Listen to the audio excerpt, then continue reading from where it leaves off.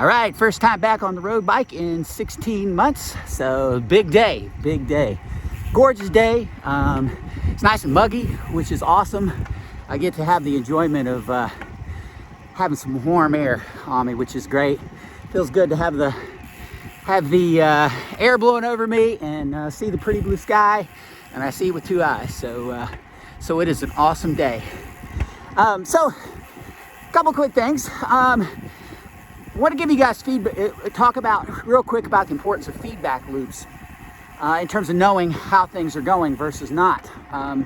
It was a particularly challenging thing for me with the retina issue because I didn't have my usual feedback loops. Now, let me explain. So,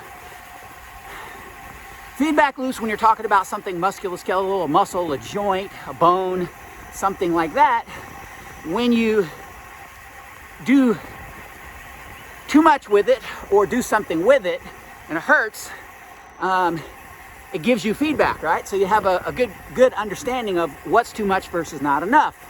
What is the right amount is when you're starting to use something again after an injury or when you're working through an injury. A little stiffness, soreness is normal, a little bit achiness. It shouldn't be something that aches or elevates while you're doing it. If it stays the same or ideally goes down, that's a good sign. Also, not unusual to have some post-activity, post-exercise soreness. That is also normal and expected. So you don't want to freak out. If you're working through something, if you flare up, don't freak out.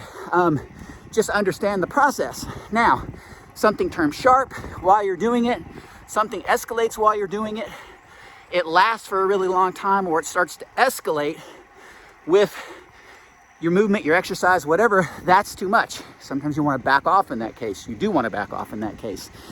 A good healthcare professional can help you with guidance on that. Well, I'm used to that.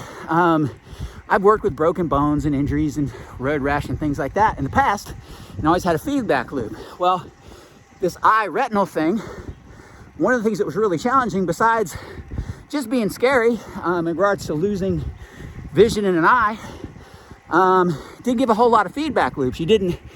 I went in at 4.5 weeks after a procedure and thinking I'm fine. Come to find out I wasn't fine and ended up having another surgery. So not so good. So things don't always give you a definitive feedback loop. So that was a different animal. The feedback loop that I have learned through this process is a few things. First off, floaters. Like if you get something changing in your vision at all, I've had the not fun part of seeing what blood looks like floating around in viscous in your eye. I know what that looks like now, so I'm good at spotting it. So that is one mechanism. The other is your peripheral vision, like how well of the periphery of how well can you see out the sides, the inside, that.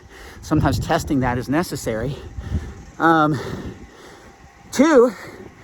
and 3, which is what I had to rely on, which is a good medical professional. Now I've got a really good physician, Brian Swint, by the way. He's amazing. Helped me get through this thing and got me out of a rough spot. Things have gone great since he came on the scene. So I trust him.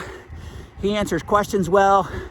He tells me straight, but also doesn't discourage me or tell me things that I have to overcome, which I'll tell you about that in future posts. But he is really thorough and answers my questions and helps me to be my feedback loop. So I check in with him periodically to know how things are coming. So I trust him, and he serves as my feedback loop. So you want to have a medical professional, if it's exercise, a fitness professional, somebody who you work with that you trust, that can tell you what to look at, tell you what to look for, tell you things to work on in order to do better, keep getting better, heal, get stronger. And then last, my big measurement is, how do I feel? Like I have enjoyed my work and like to work all the time, but I realized through this process that working all the time, if you love it, isn't always the best idea, because sometimes it takes more out of you than you think. So what I've learned is to have guardrails on when I stop and to make sure I do all the things I need to from an exercise and a rest and a nutrition standpoint. But my big feedback loop is, how do I feel? Do I feel tired? If I do, I make sure that I get some rest. If I'm falling off the wagon in terms of eating well, which is particularly important for me, then that's not necessarily a good thing. So my internal mechanisms of fatigue versus feeling good, when I'm tired, dial it back, make sure I do the things to help me recover. Exercise and challenging myself is part of that, but it needs to have a degree of balance. It needs to have guardrails around it and know when you're getting out of balance. It's about kind of knowing what to do and working towards that. So the feedback is, how do you feel energy-wise, physically, mentally, and emotionally? And that's one of the biggest feedback loops I'm working with now, particularly in a situation like the eye thing I had, where the feedback loops aren't necessarily obvious. So my encouragement to you is, work on your feedback loops. Find out what those are. Find out what you need to pay attention to.